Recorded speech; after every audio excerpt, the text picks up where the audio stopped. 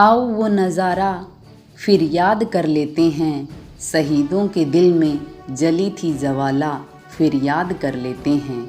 स्वतंत्रता दिवस की हार्दिक शुभकामनाओं के साथ मैं सुगना। आज की वीडियो में हम यही जानेंगे कि स्वतंत्रता दिवस क्यों मनाया जाता है, कैसे मनाया जाता है। सदियों की गुलामी के पश्चात 15 अगस्त सन 1947 के दिन आज़ाद हुआ था हमारा भारत देश। पहले हम अंग्रेज़ों के गुलाम थे।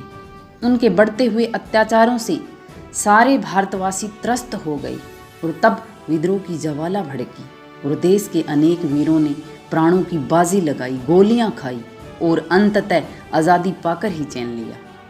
इस दिन हमारा देश आज़ाद हुआ, इसलिए इसे स्वतंत्रता दिवस कहते हैं। अंग्रेज़ों के अत्याचारों और अमानवीय व्यवहारों से त्रस्त भारतीय जनता एकजुट हो इससे छुटकारा पाने हेतु कृत संकल्प हो गई। सुभाष चंद्र बोस, भगत सिंह, चंद्रशेखर आज़ाद ने क्रांति की आग फैलाई और अपने प्राणों की आहुति दी। तत्पश्चात सरदार वल्लभ भाई पटेल, महात्मा गांधी, नेहरू जी ने सत्य, अहिंसा और बिना हथियारों की लड़ाई लड़ी, सत्याग्रह आंदोलन किए, लाठियां खाई, कई बार जेल गए और अंग्रेज़ों को हमारा देश छोड़कर जाने पर मजबूर कर दिया। इस तरह 15 अगस्त 1947 का दिन हमारे लिए स्वर्णिम दिन बना। हमारा देश स्वतंत्र हो गए। यह दिन 1947 से आज तक हम बड़े उत्साह और प्रसन्नता के साथ मनाते चले आ रहे हैं। इस दिन सभी विद्यालयों, सरकारी कार्यालयों पर राष्ट्रीय ध्वज फहराया जाता है, राष्ट्रीय गान गाया जाता है और इन सभी महापुरुषों, शहीदों को श्रद्धांजलि दी जाती है जिन्होंने स्वतंत्रता हेतु प्रयत्न किए। मिठाइयाँ बांटी जाती है। हमारी राजधानी दिल्ली में हमारे प्रधानमंत्री जी लाल किले पर राष्ट्रीय ध्वज फहराते हैं।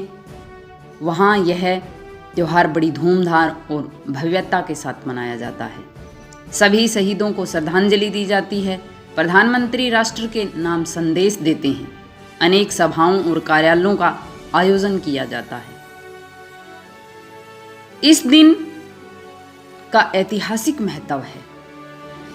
इस दिन की याद आते ही उन शहीदों के प्रति श्रद्धा से मस्तक अपने आप झुक जाते हैं जिन्होंने स्वतंत्रता के यज्ञ में अपने प्राणों की आहुति दी। इसलिए हमारा पुनीत कर्तव्य है कि हम हमारे स्वतंत्रता की रक्षा करें, देश का नाम विश्व में रोशन हो, ऐसा कार्य करें। देश की प्रगति के साधक बने, न कि बाधक।